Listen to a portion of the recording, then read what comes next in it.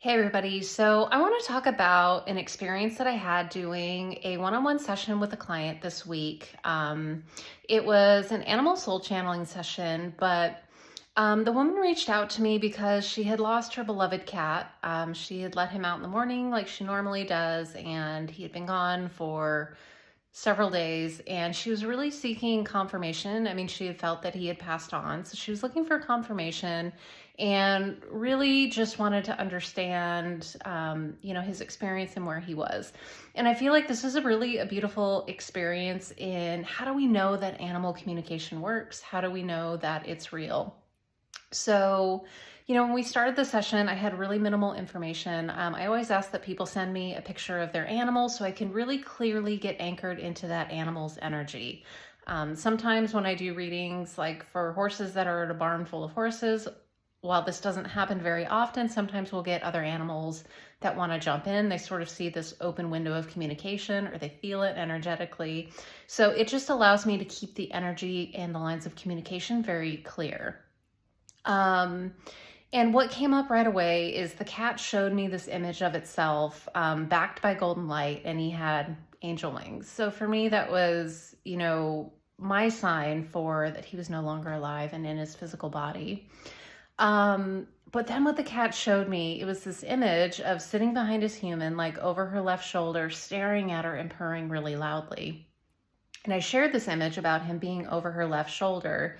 And, she started crying. And I guess he's been showing up to her in dreams where he's at her left shoulder, staring very intently at her and purring.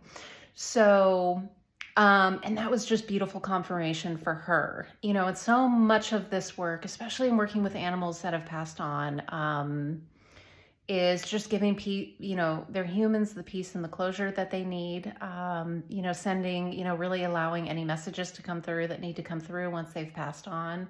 The soul, the energetics of a being, really continue on after we die. And the animals have shown me this time and time again. So it is possible to get, really beautiful sessions that are very deep and meaningful, even if your animals aren't alive anymore.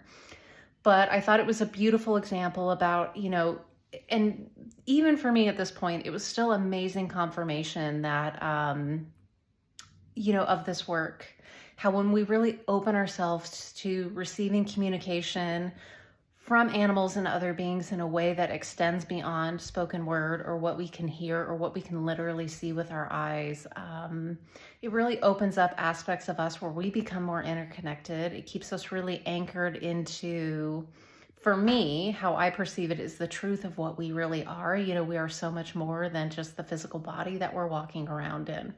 So, what I find is, communications with animals, it's so amplified. It's so much more than what we think it is.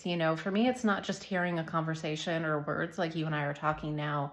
It can be a full body experience. It can be images. It can be sensations. It can be smells. I often describe it, I feel like I'm an interpreter. It sometimes feels like being an interpreter at the UN where you get all of this information and then, there is this knowing that comes through. And there can be a lot of information packaged in a picture or, a message. So anyway, I hope that helps. If you have any questions about animal communication, please feel free to leave me a comment below. Thanks so much.